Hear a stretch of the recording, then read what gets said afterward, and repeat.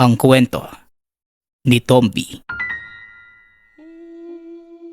Ang kwentong ito ay hango sa totoong buhay.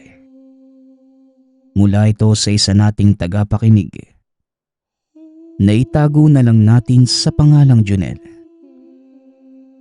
Walang eksaktong taon. Probinsya ng Batangas.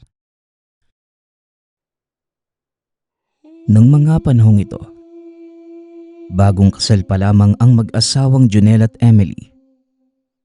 Nagpasya ang mga itong magpatayo ng sariling tahanan sa lupang ipinamana kay Junel upang makapagsimula ng sariling buhay. Nagtatrabaho itong si Junel sa bayan bilang pahinante ng isang truck na nagdi-deliver ng mga alak at kung ano pang inumin sa lahat ng sulok ng probinsya. Madalas, inaabot ng ilang araw bago makauwi kaya naman naiiwang mag-isa ang asawa sa tahanan na siyang naging dahilan para magkaroon ito ng kakaibang karanasan pagdating sa nilalang sa dilim. Kaunting pagpapaliwanag sa tahanan ng mag-asawa. Matatagpuan ang kanilang tahanan sa medyo mataong lugar. Sa katunayan, malapit lamang ito sa tahanan ng mga magulang ni Junel dahil bahagi ito ng lupaing pagmamay-ari ng mga magulang. May malawak na bakuran ang tahanan ng mag-asawa na siya namang ginagawang libangan ni Emily. Nagtatanim ito ng mga gulay at bungang ugat, kagaya ng kamote at kamuting kahoy. Halos mapuno na ng mga pananim ang kanilang bakuran dahil sa kasipagan ni Emily. Ngunit lingid sa kalaman nito na nagdadalang tao na siya ng mga sandaling yun. Laking gulat ni Junel nang minsan itong umuwi. Saktong paglapit nito kay Emily, nawalan ito ng malay. Dali-daling itinakbo ng Ginoo ang may bahay sa pagamutan upang patignan at dito palang napag-alaman na nagdadalang tao ang asawa. Tuwang-tuwa si Junel na mga sandaling yun. Mas lalo pang nagsipag sa trabaho para makaipon. Dahil doon, halos 3 araw bago makauwi ng tahanan ang lalaki. Mahal, baka naman inaabuso mo na ang katawan mo sa kakatrabaho ha? Halos wala ka ng pahinga. Wika ni Emily. Ayos lang mahal. Hindi naman ganun kahirap ang trabaho bilang pahinante. Kaya wala kang dapat ipag-alala. At isa pa, para to sa magiging anak natin. Gusto kong bigyan siya ng magandang buhay eh. Tugon ni Junel. Bagay na ikinatuwa naman ni Emily dahil napakasipag ng asawa.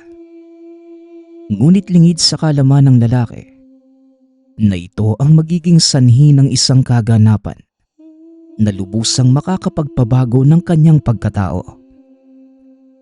Nang mga oras na yon, nasa kalagitnaan siya ng biyahe, pabalik sa kanilang bayan. Kakagaling lamang ng sasakyang sinasamahan sa pagde-deliver ng mga produkto ng pinagtatrabahuhang kumpanya. Saktong pagkababa nito ng sasakyan, sinalubong siya ng isang katrabaho. Hindi na ito nagsayang pa ng oras. Kaagad na sinabi ng katrabaho ang masamang balita kay Junel. Halos gumuho ang mundo ng lalaki nang malamang natagpo ang patay ang kanyang asawa sa sariling tahanan. Dali-dali itong umuwi. Nakita ang karumal-dumal na tanawin. Wakwak ang tiyan ni Emily. Wala na ang mga lamang loob, lalo na ang sanggol sa sinapupunan. Ayon sa mga residente, kagagawa nito ng aswang. Ngunit si Junel yung tipo ng taong hindi naniniwala sa mga ganitong bagay. Kaya pinili ng lalaking ipasailalim sa investigasyon ang pagkamatay ng asawa. Ngunit iisa lamang ang sinasabi ng mga otoridad. Mabangis na hayop ang may gawa nito sa asawa. Bagay na hindi mapaniwalaan ng binata. dahil wala namang kagubatan na malapit sa lugar at mas lalong wala ding nag-aalaga ng malalaking aso na may kakayanang lumapa ng isang nasa 80 gulang na tao. Dahil sa malagim na kaganapan, nagdatingan ang mga kaanak ni Emily mula sa Mindoro at kagaya ng inaasahan, nabunton ng mga kapatid ng asawa ang sisi kay Junel. Huwag niyong isisi kay Junel ang mga nangyari dahil hindi niya ito ginusto. Walang may kagustuhan sa mga nangyari. At isa pa, hindi ito ang oras para magsisihan. Junel iho, pagpasensyahan mo na ang mga asal ng mga bayaw mo. Nabigla lang din sila sa pangyayari. Wika ni Mang Bernie. Ayos lang po, Tatay Bernie. Kasalanan ko din naman dahil iniwan ko mag-isa si Emily sa bahay namin. Kung nakinig lang sana ako sa kanya, di sana buhay pa ang mag-ina ko. Tugon ni Junel. Ngunit muli itong sinaway na manugang. Wala ka din magagawa kahit nandito ka, Junel. Sasabihin ko sa iyo ang totoo. Hindi pangkaraniwang nilalang ang umatake sa asawa mo. Walang aso ang gagawa ng ganon. Kahit gaano pa ito kalaki.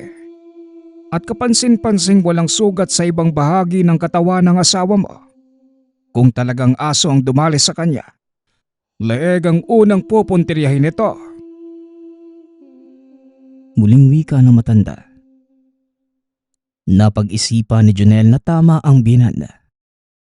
Siya mismo ang nakakita ng bangkay ng asawa. Wala nga itong sugat sa leeg, maging sa ibang bahagi ng katawan, maliban sa wasak nitong tiyan. Kung ganun, Tatay Bernie, sinasabi niyo bang tao may gawa nito? Tanong ng binata. Hindi, Junel. Hindi rin magagawa ng tao ang ganitong karumal-dumal na krimen. Tugon ng matanda. Ano sa tingin niyo po yung may gawa nito kay Emily? Ewan ko kung maniniwala ka sa sasabihin ko. Pero sa aming probinsya, may tinatawag kaming matrukulan. Mga nilalang na uri ng aswang na kumakain lamang ng mga sanggol sa sinapupunan ng kahit anong nilalang na may kakayanang magbuntis. Pagpapaliwanag ni Mang Bernie, hindi naniniwala si Junel sa ganitong nilalang. Ngunit sa pagkakataong yon, binuksan ng lalaki ang posibilidad na totoo ang sinasabi ng biyenan. Kung totoo man po ang sinasabi ninyo, paano po nating mahanap ang nilalang na yon? Dahil sa totoo lang, gusto ko siyang pagbayarin sa nangyari sa mag-ina ko. Pero alam ko ding kahit anong gawin kong paghihigante, hindi ko na maibabalik ang buhay ng asawa at anak ko. Siguro gagawin ko na lang to para sa mga mabibiktima ng hayop na yon sa hinaharap. Wika ni Junel. Para malaman mo ang kinaroroonan ng nilalang, kailangan mo itong makilala. Tugon ni Mang Bernie. Ipinaliwanag nito ang katangian ng matrukulan. Ayon sa matanda, ang nilalang na ito ay kadalasang nananahan sa matataong lugar. Taliwas sa nakaugalian ng ilang mga lahi ng aswang. May kakayanang magtago at magbalat kayo ng nilalang na ito na parang mga normal na tao. Nag-aabang ng kanyang mabibiktimang buntis. O kaya naman ginagahasan ng nilalang na ito ang ilang kababaihan. Hinihintay na sumapit ang kapanganakan. Saka nito kukunin sa sinapupunan ng ina ang sariling anak upang kainin. Sa isip-isip ni Junel, kung totoo man ang matrukulan, ito na ang pinakamasamang ama na nabuhay sa mundo dahil naaatim nilang kainin maging sariling mga anak. Alam ko ang naiisip mo, Janelle. Hindi madali ang gusto mong mangyari. Pero kung talagang ito ang nais mong gawin, maaari kong ituro sa iyo ang ilang hakbang kung paanong palalabasin ang matrikulan. Wika ni Mang Bernie. Paano po ba ang gagawin, Tay? Kailangan nating hanapin at masiguro ang susunod na biktima ng matrikulan. Sana lang hindi pa huli ang lahat. Galit ang mga matrikulan sa amoy ng nasusunog na kusol. Heto nagdala ko. Dahil may hinala na ako na aswang ang may gawa nito kay Emily. Sunugin mo ito. Hayaang kumalat ang amoy sa paligid. Ngunit mag-iingat ka. Dahil sa oras na malamang ikaw ang nagsunog ng kusol, tutugising ka ng matrikulan. Babala ni Mang Bernie. Ngunit buo na ang loob ni Jonel na mga sandaling yon. Sa kagustuhang makaganti sa nilalang na pumatay sa mag-ina. Ilang araw matapos ilibing ang asawa, sinimulan nito ang plano. Habang nagpapadasal ang mga magulang ni Emily, nagsimulang magpausok ang binata gamit ang kusol.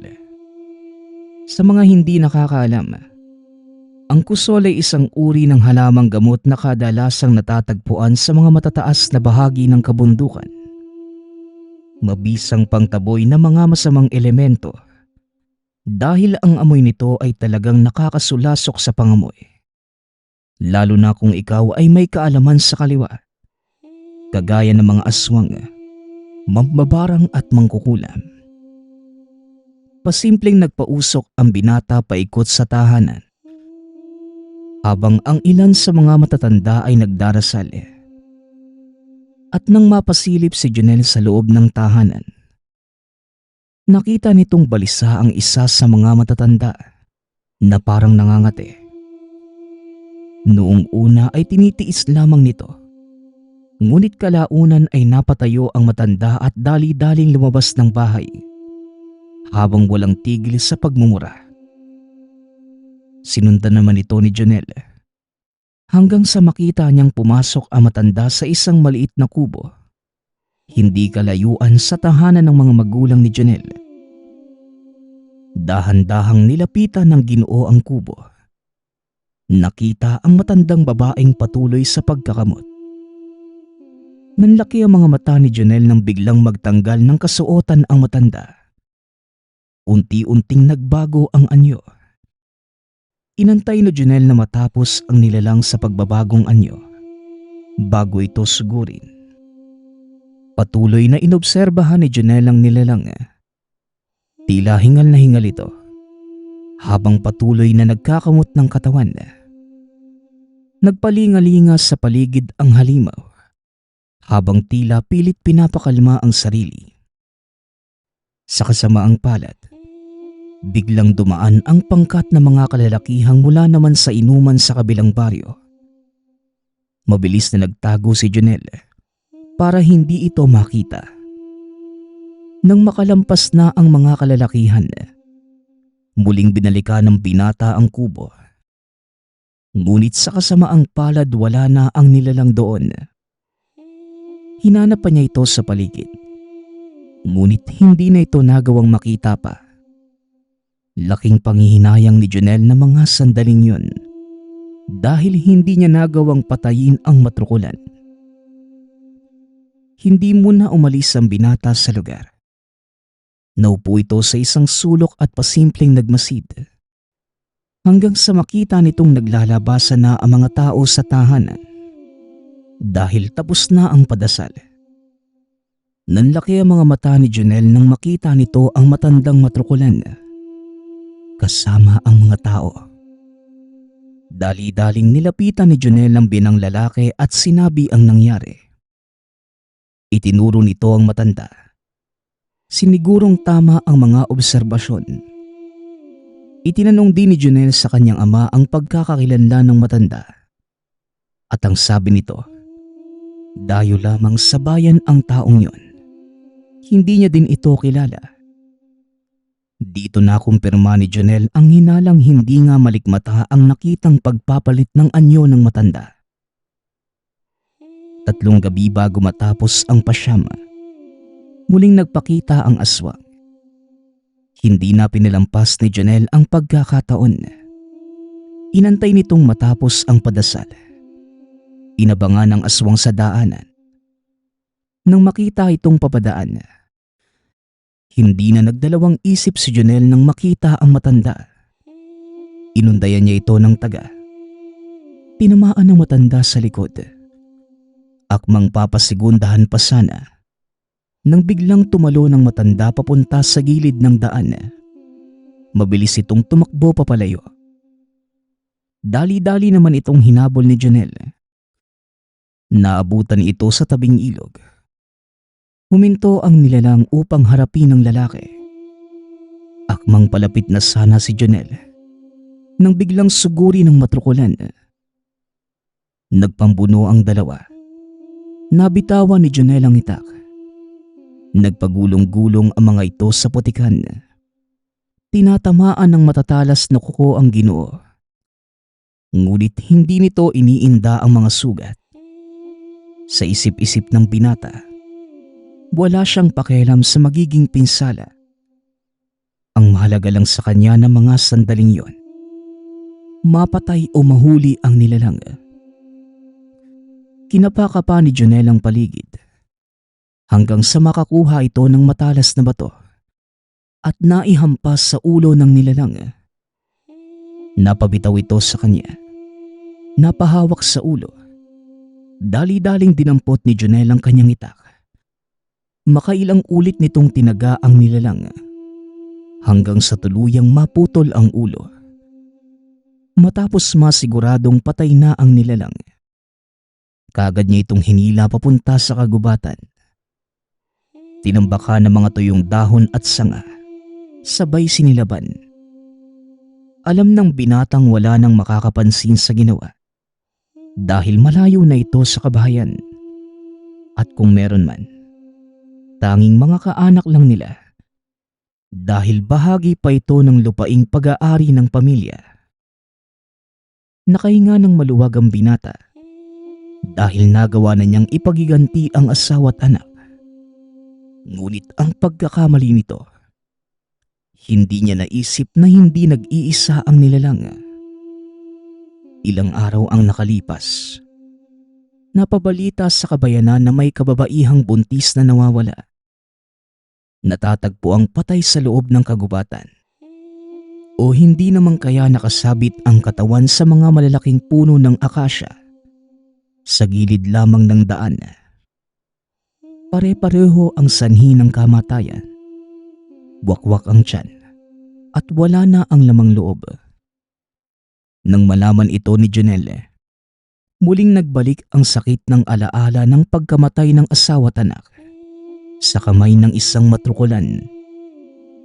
Kaya pa sikreto nitong tinugis ang aswang. Tuwing gabi ay nagsusunog ito ng kusol sa gilid ng daan upang mapalabas ang matrukulan. Hanggang sa madako ang Ginoo sa bahagi ng kabayanan kung saan may nakilala itong mag-asawa. Nakiinom ng tubig ang binata. Napagtanto nitong nagdadalang tao ang babae. Kagad naman itong kinausap ang asawang lalaki. Sinabi ang tungkol sa matrukulan. Ayon dito, yun din ang kinakakatakot niya. Na baka isang araw, magising na lamang siyang wala na sa sinapupunan ng asawa ang sanggol. Gustong gusto ni Jonel na sabihin ang karanasan ng mga sandaling yun.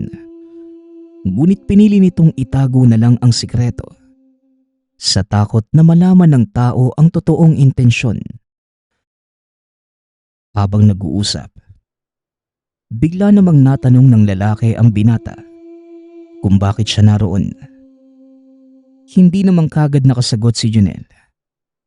Mabuti na lamang at napadaan si Mang Bernie na nooy hinahanap din pala siya. O anak, buti na lang at dadaanan kita dito. Ano bang ginagawa mo? Napabayaan mo na yata ang inuuling natin sa tabing sapa. Aba puntahan mo na muna at baka may singaw yon. Utos ni Mang Bernie. Dali-dali namang tumayo si Jonel. Nagpaalam sa mag-asawa. Si Mang Bernie na ang nagpaliwanag sa mga ito kung ano ang ginagawa ng Ginoo sa lugar. Mabuti na lamang at napaniwala ng mga ito ang mag-asawa. Matapos makipag-usap, kaagad na ding umalis si Mang Bernie at sinundan si Jonel. Pagkarating sa lugar, Alam ko ang iniisip mo, Jonel. Ang mag-asawang yon ang posibleng maging sunod na biktima ng matrukulan.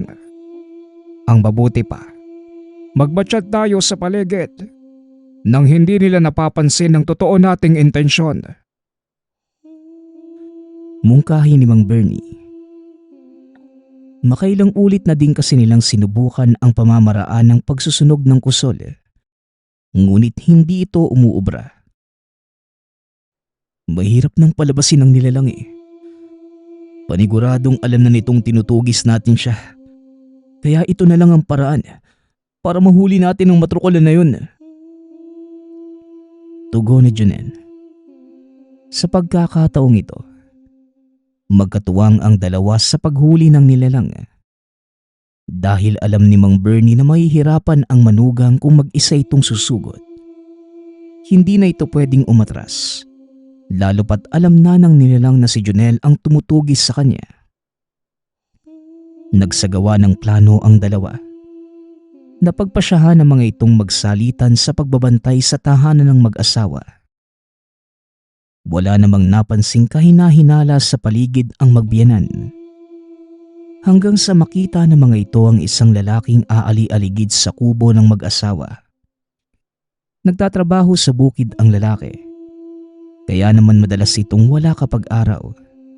Gabi na itong bumabalik ng tahanan upang maghapunan at makapagpahinga.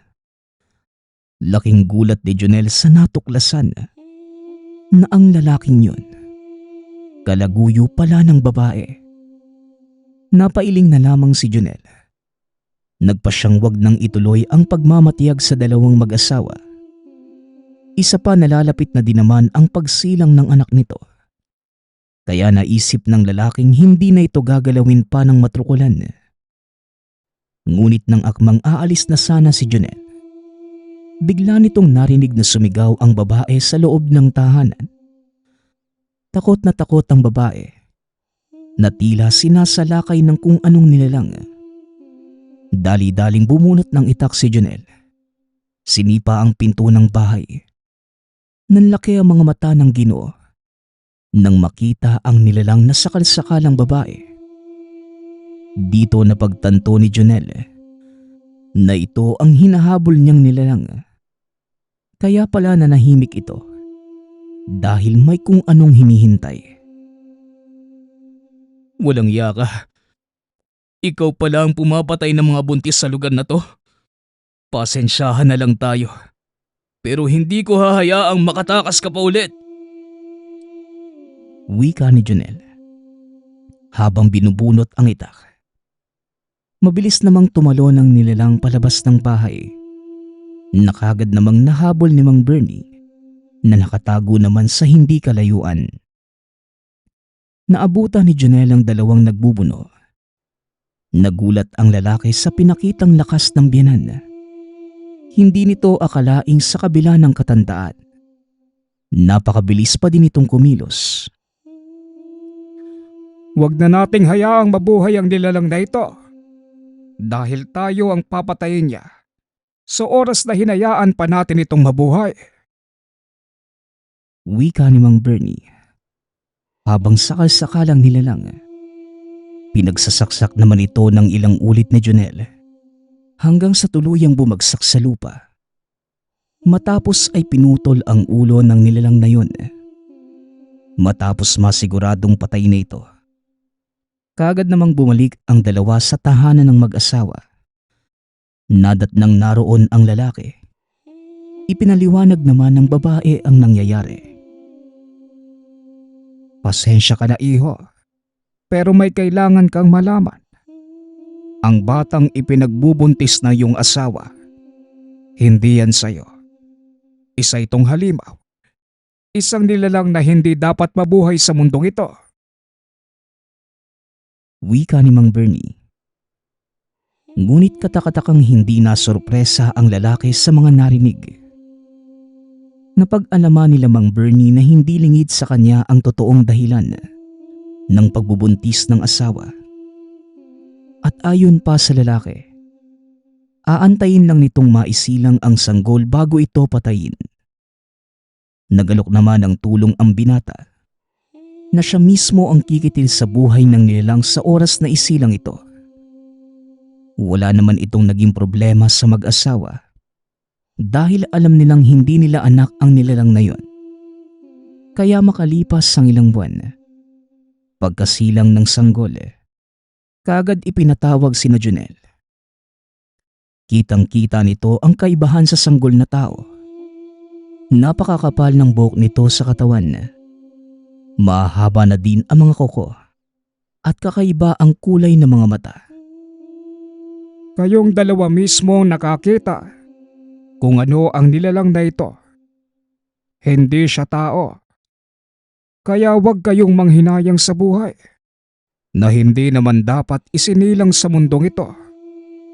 Kung hindi natin napatay ang nilalang na yon isang buwan ang nakakaraan, malamang ikaw babae ang pinaglalamayan sa mga sandaling ito.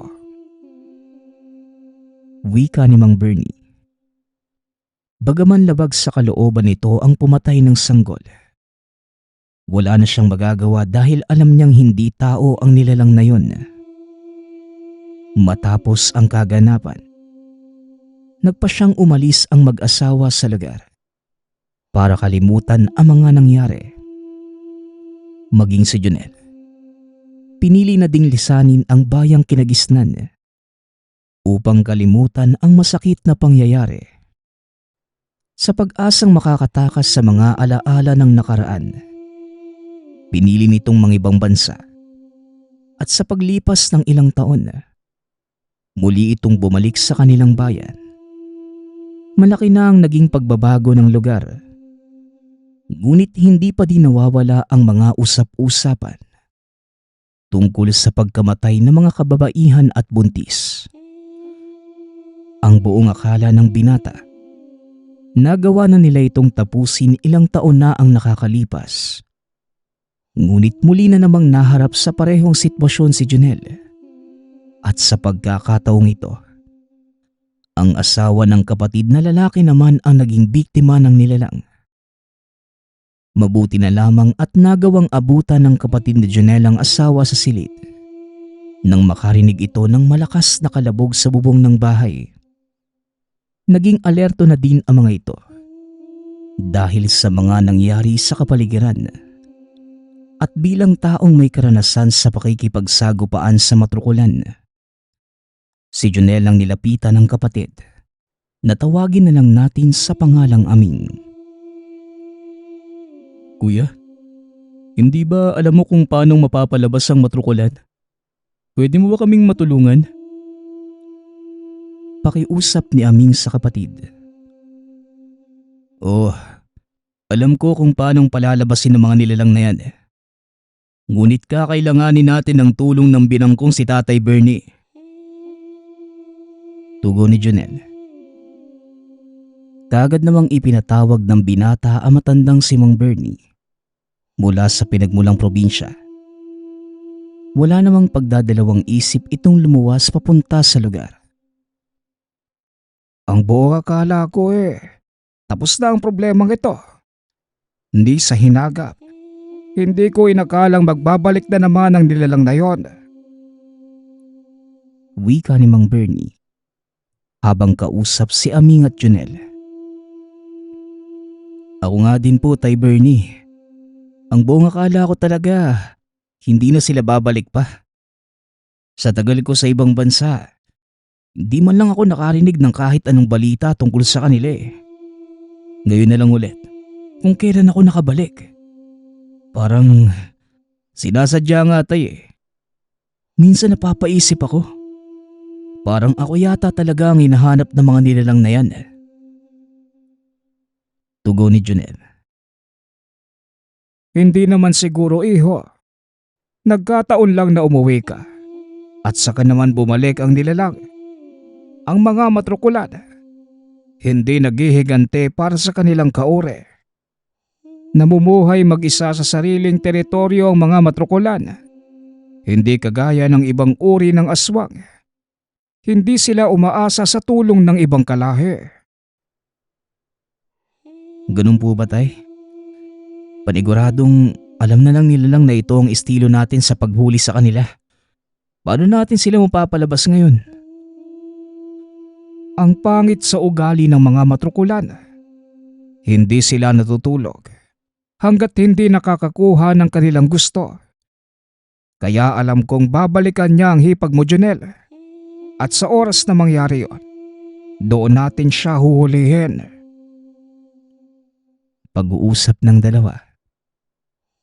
Kaagad silang naghanda para sa pagbabalik na matrukulan. Ilang araw din ang kanilang hinintay. Ngunit hindi na ito nagpakita. Hanggang sa sumapit ang araw ng kapanganakan ng hipag ni Junel. Nakabantay ang dalawa sa labas ng tahanan. Habang patuloy nanganganak ang asawa ni Aming. Tahimik ang paligid ng mga sandaling yun. At tanging pag-iri lamang ng babae ang kanilang naririnig. Hindi naman mapalagay si Aming dahil nahihirapan ang asawa nitong iluwala ang kanilang panganay. Uy Aming, kumalma ka nga. Kaya ng asawa mo yan. Ang isipin mo ngayon ang kaligtasan na mag-ina mo. Alam kong nasa paligid lang ang matrukulan at hindi yon titigil hanggat hindi nakukuha ang gusto. Wika ni Junel habang pilit pinapakalma ang kapatid. Dahil sa oras na dumating ang nilalang at wala ito sa hustong wisyo, maaaring mapahamak ang mag-ina. Pasensya ka na kuya, hindi ko lang maiwasang kabahan eh. Unang anak namin to ni Clarissa, kaya hindi mo din ako masisising matakot. Tugon ni Aming. Alam ko Aming, pero hindi ito ang oras para maramdaman mo yan. Kailangan ng presensya ng pag-iisip sa gagawin natin. Kung talagang gusto mong mailigtas ang mag-ina mo. Wika ni Junel. Habang nag-uusap ang dalawa, biglang nakarinig ng malakas na kalabog sa bubong sina Junel. Alerto namang tumayo si Mang Bernie. Lumabas ng tahanan. Bit-bit ang kanyang itak at sibat na gawa sa tanso. Mukhang nandito na sila. Maghanda ka na, Junel. Aming, ipagtanggol mo ang iyong mag-ina. Wika ng matanda. Kaagad naman itong sinunda ni Junel. Natigilan ang dalawa nang makita ang nilalang na nasa bubong ng bahay. Nababalot ng buhok ang katawan.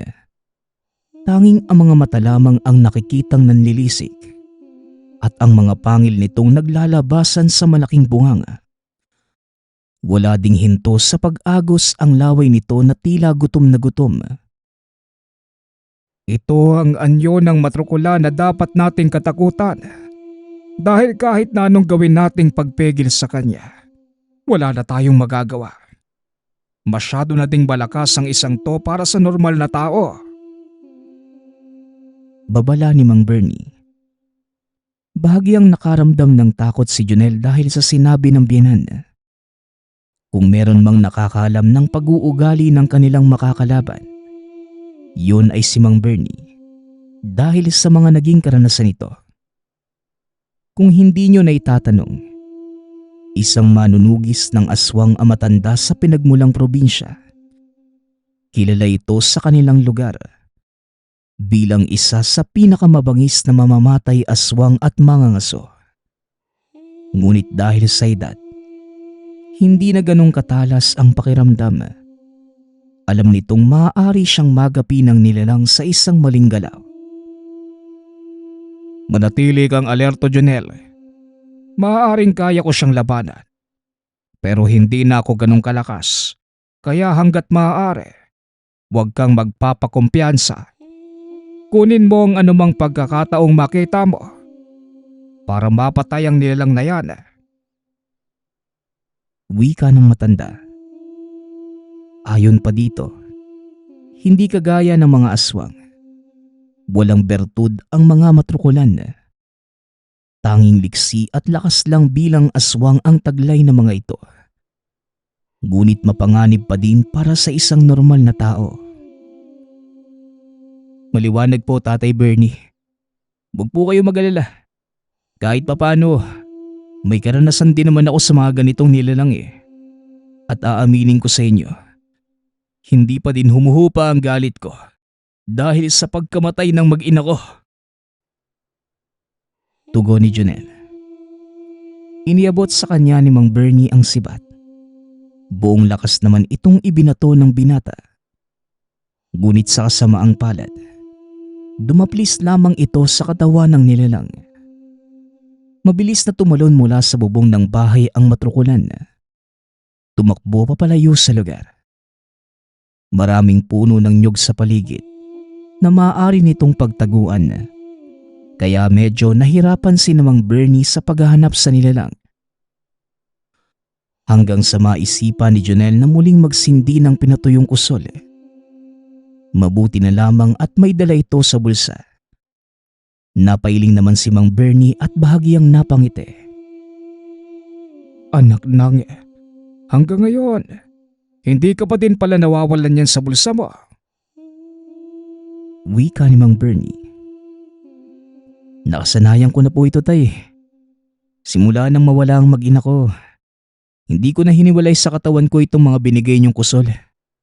Itinanim ko sa bakuran namin ang ilan sa mga ito eh. Tugon ni Jonel. Ikinalat nito ang siga sa paligid ng nyogan at sa pamamagitan ng mga tuyong dahon ng nyog, nagawa nilang pausukan ang paligid. Tignan na lang natin kung hindi ka pa mahulog sa punong pinagtataguan mo. Mangangate ng gusto ang katawan ng nilalang na yan. Kaya paniguradong lalabas siya. Wika ni Mang Bernie. Ilang minuto ang nakalipas. Nakarinig ang mga ito ng kalabog. Kaagad nakita ni Jonel ang nilalang na nahulog mula sa isa sa mga puno ng nyog. Walang tigil sa paggamot ang nilalang. Kinuha naman ng dalawa ang pagkakataong yon upang patayin ito. Maswerte namang napulot ni Jonel ang binatong sibat. Tumusok ito sa isa sa mga puno ng nyog. Dali-daling dinampot ng binata ang sandata at walang pagdadalawang isip na itinarak sa katawan ng matrukulan. Nagsisigaw ito ng dahil sa sakit. Paulit-ulit itong tinaga ni Mang Bernie hanggang sa maghiwa-hiwalay ang katawan. Pinugutan pa niya ito ng ulo. Inilagay sa dulo ng sibat sabay tinarak sa mismong gilid ng daan. Pweh, ang buong akala ko, makikipagbuno pa ako ng… Hindi na naituloy na matanda ang sasabihin dahil naramdaman itong may kung anong tumarak sa likod. Nanlaki ang mga mata ni Jonel nang maaninag kung ano ang may gawa nun. Isa pang nilalang ang nagpakita. At sa pagkakataong yun, may bitbit itong walang buhay na sanggol. Halos pagsakluban ng langit at lupa si Jonel nang maalala ang asawa ng kapatid na si Aming. Tila kinukutsa pa siya ng nilalang dahil kinain ito sa mismong harapan ang daladalang sanggol. Walang yaka. Anong ginagawa mo? Tanong ni Jonel habang pinapanood na bumagsak si Mang Bernie. Hindi naman nagsasalita ang matrukulan. Patuloy lamang nitong nilalasap ang katawan ng biktimang sanggol. Sa sobrang galit ni Jonel, hindi na ito nagdalawang isip ang sugurin ang nilalang gamit ang kanyang dalang itak. Mabilis namang nakailag ang nilalang habang tila inaasar ang Ginoo. Dinidilaan pa nito ang kamay na punong-puno ng dugo. Napasigaw sa sobrang galit si Jonel. Muling sumugod. Mabilis lamang ding nakailag ang nilalang. Ngunit napalapit ito sa sibat na itinarak ni Mang Bernie, kung nasaan ang ulo ng isa pang matrukulan. Kinuha niya ito at binato sa kalaban. Sisiguraduhin ko, matutulad ka sa kalahi mo. Hindi matatapos ang gabing to. Pupugutin ko din ang ulo mo at ilalagay sa mahabang tukod. Sigaw ni Jonel, sabay hagis ng sibat sa kalaban. Sa pagkakataong iyon, hindi na nagawang makaiwas ng nilalang. Diretsong tumama ang talim ng sibat sa ulo nito. Mabilis na pinugot ni Jonel ang ulo ng matrukulan. Binitbit ito pabalik sa kanilang baryo. Ngunit hindi pa man ito nakakarating sa paroroonan. Napahinto ang lalaki sa paglalakad dahil may ilan pang nilalang ang nakaharang sa daan. Sa isip-isip ng binata, katapusan na niya dahil napakadami ng mga kalaban.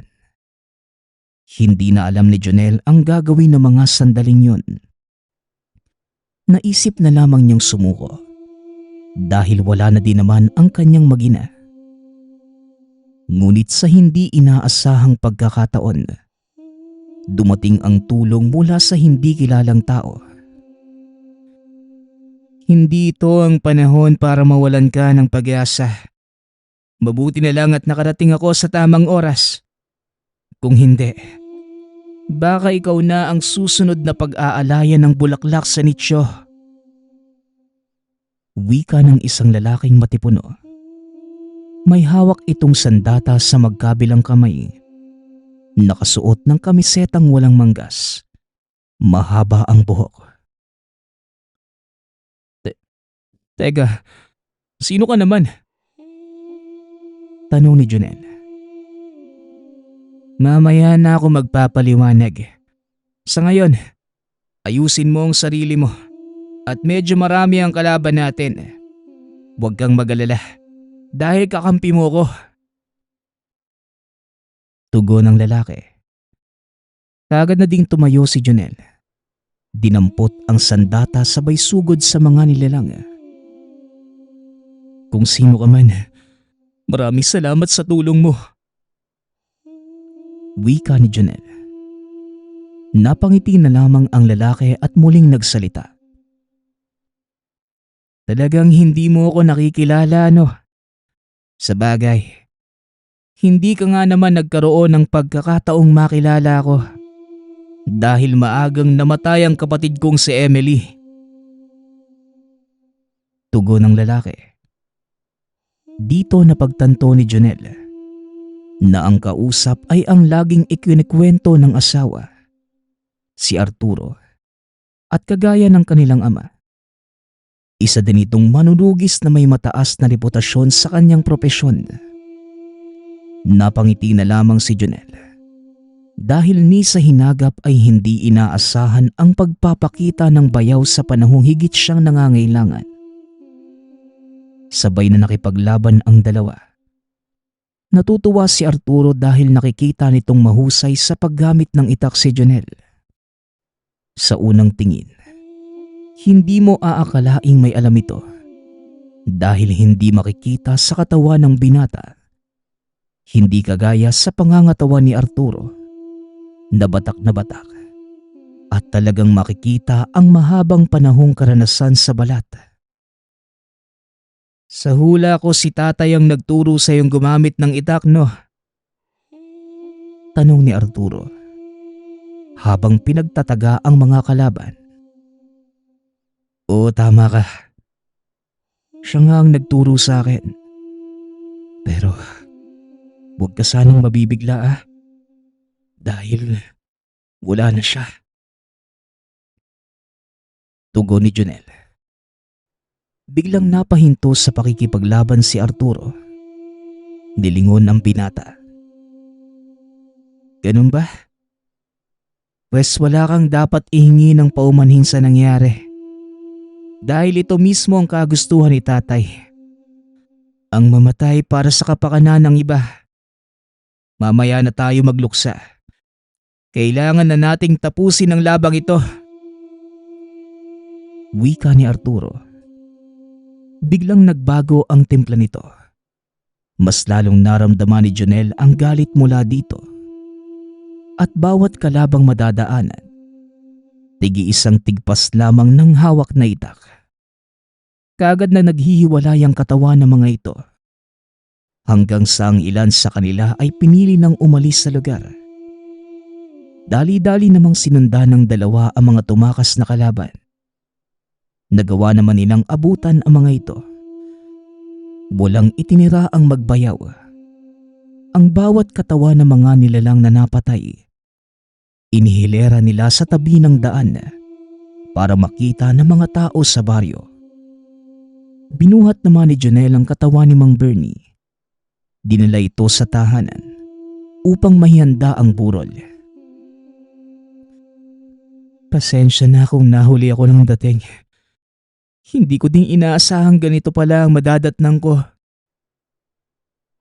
Wika ni Arturo. Walang problema, Arturo. Ang importante, nanalo tayo. At nagawa nating lipulin ang isang buong laksa ng mga matrukulan. Pero ang ipinagtataka ko, ang sabi sa akin ni Tatay Bernie, hindi sumasalakay ang pangkat ng mga ito.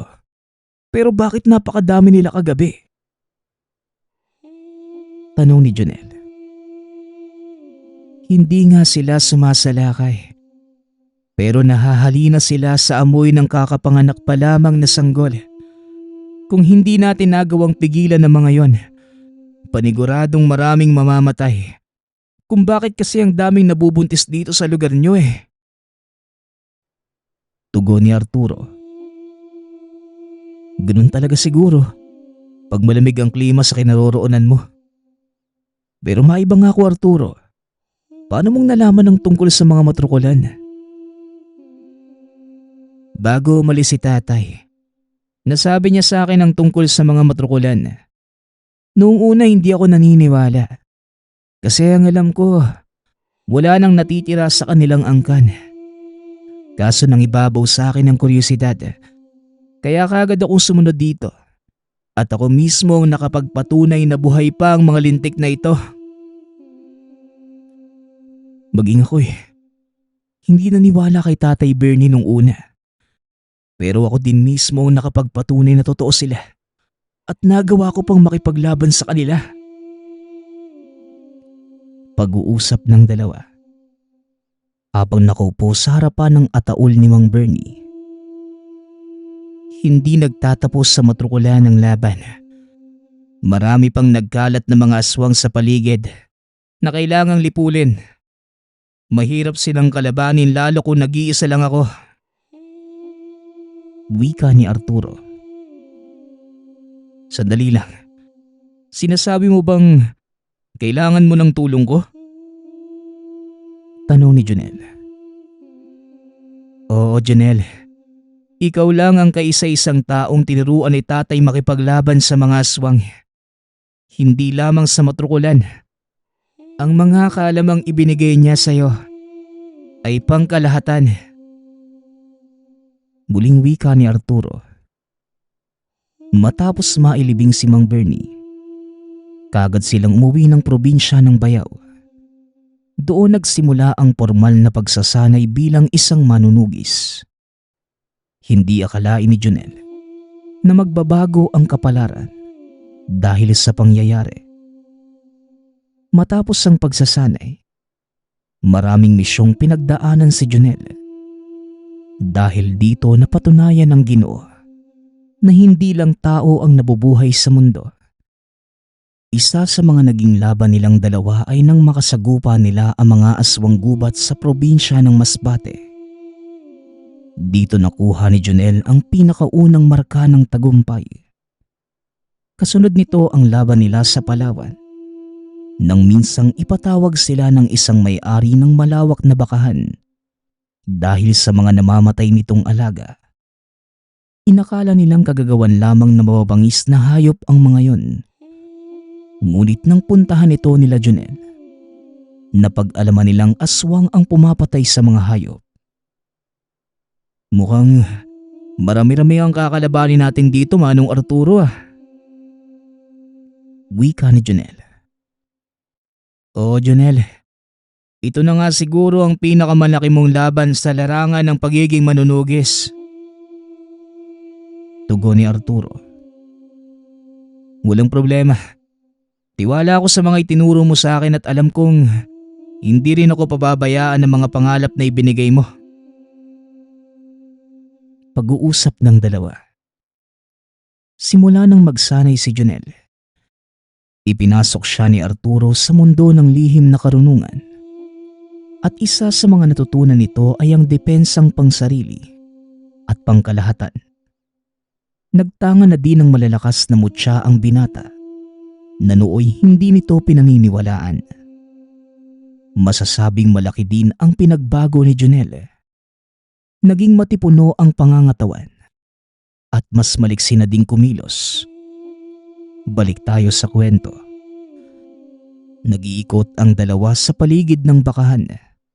Habang ginagawa nila ito, napansin ni Junel ang hindi pangkaraniwang kilos ng mga alagang hayop.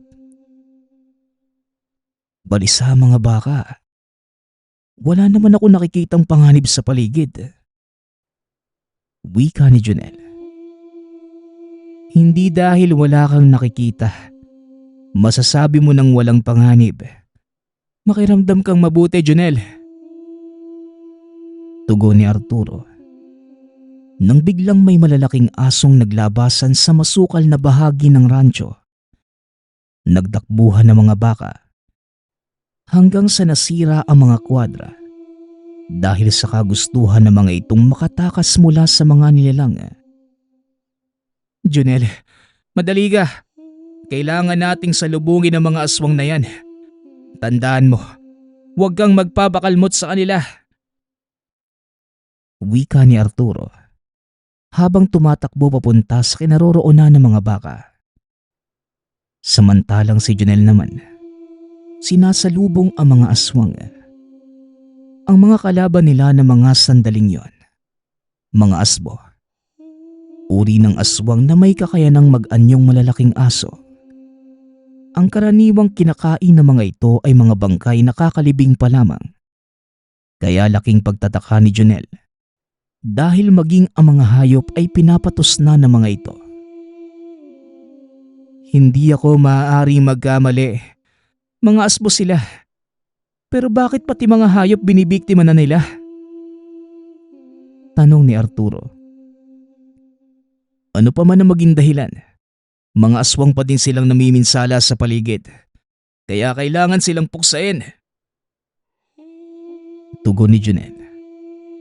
Kagad nilang sinugod ang mga aswang at nang masakta ng mga ito, kagad ding nagtakbuhan palayo. Ang mga asbo, kagaya lang din ng mga ligaw na hayop. Sa oras na makaramdam sila ng takot ay kagad silang tatakas. Matapos ang pananalakay, nanatili pa sa lugar ang dalawa ng mga ilang araw para masiguradong hindi na babalik ang mga nilalang. Matapos ay kagad ding silang umalis. Nagpagala-gala ang dalawa sa buong bansa hanggang sa makarating ang mga ito sa bahagi ng Kabisayaan kung saan naman nila naengkwentro ang isang baryo ng mga aswang. At sa pagkakataong yon, nakaharap nila ang isang totoong gabunan sa katauhan ng isang kapitan del baryo. Walang nangyaring laban sa pagitan nila Junel at ng gabunan dahil pinili nilang makipag-usap. Kagad naman silang hinayaang makalis na mapayapa. Kasunod nito ang pananalakay ng mga bagong yanggaw sa probinsya naman ng Antique. Hindi naging madali para sa kanila ang laban dahil sa posibilidad na maaari pang magamot ang mga ito. Gayunpaman, nagawa nilang pagtagumpayan ang labang yon. Dito naranasan ni Junel ang kamuntikang mamatay Nagtamo ito ng malaking sugat sa tiyan na halos lumabas ang kanyang bituka. Mabuti na lamang at may maalam na manggagamot sa lugar at nagawang pagalingin ang sugat nito. Maraming lugar pa ang napuntahan ng dalawa at sa bawat probinsya, iba't ibang nilalang ang kanilang nakakaharap. Lalo ding lumalawak ang kanilang karanasan at mas lalong nagiging malakas. Hanggang sa paglipas ng taon, napagpasyahan ng dalawang magretiro na. Si Jonel ay bumalik sa Batangas, samantalang si Arturo naman naging isang manggagamot sa kanilang probinsya.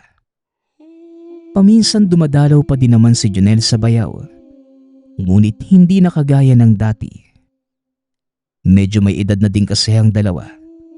Marami-rami na ding marka ng mga nakaraang karanasan na nagsisilbing tanda at babala para manahimik na at tuluyang mamuhay ng payapa. Palubog na ang araw para sa atin, Jonel. Lipas na ang ating mga kaalaman. Mukhang wala na tayong magagawa, kundi ang panoorin ng mga bagong sibol na ituloy ang ating mga nasimulan. Wika ng matanda ng si Arturo. Mukhang tama ka nga, Manong Arturo. Hanggang dito na lang talaga ang magagawa natin. Ang maupo at panoorin ng mundong umikot. Gayunpaman, wala akong ibang pinagsisisihan. Tugon ng matanda ng si Jonel. Ako din, Jonel. Wala akong pinagsisisihan sa mga naging desisyon ko sa buhay. Naging masaya ako sa mga kinalabasan. At sa wakas, nandito na tayo sa takip silim ng ating buhay. Kaunting panahon na lang ang aantayin at makakauwi na tayo sa ating ama. Pag-uusap ng dalawa. Hindi na nagkaroon pa ng pagkakataong magkapamilya muli si Jonel dahil mas tinutukan nito ang pagiging manunugis. At kalaunan, nalipasan na ng panahon. Ngunit gayunpaman, wala itong naging pagsisisi.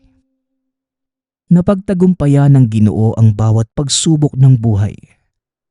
Masasabing nakontento na siya sa kung anong meron at sa kung ano ang nasa kasalukuyan.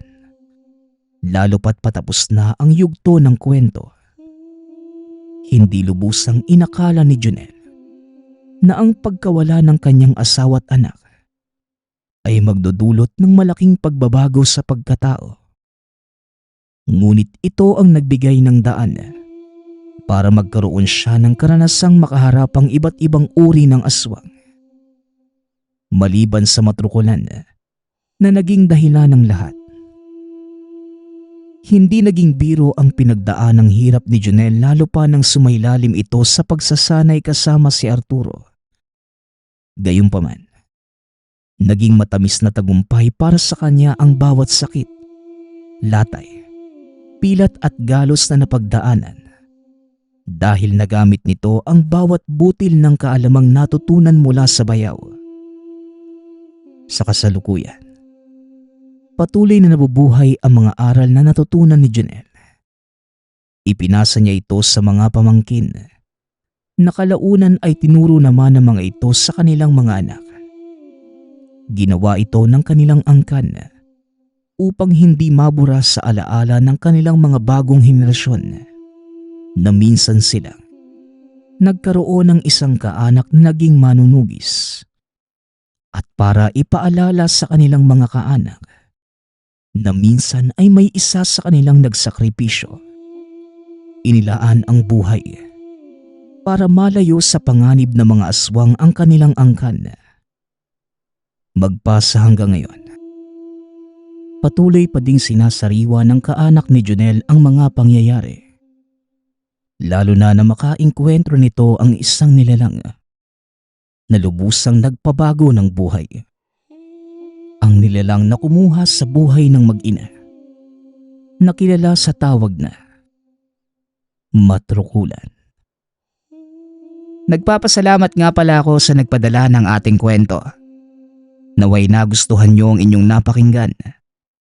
Nagpapasalamat din ako sa lahat ng patuloy na nakikinig at sumusuporta sa ating channel. Naway patuloy niyong suportahan at pakinggan ang ating mga kwento. Hanggang sa muling pakikinig. Paalam.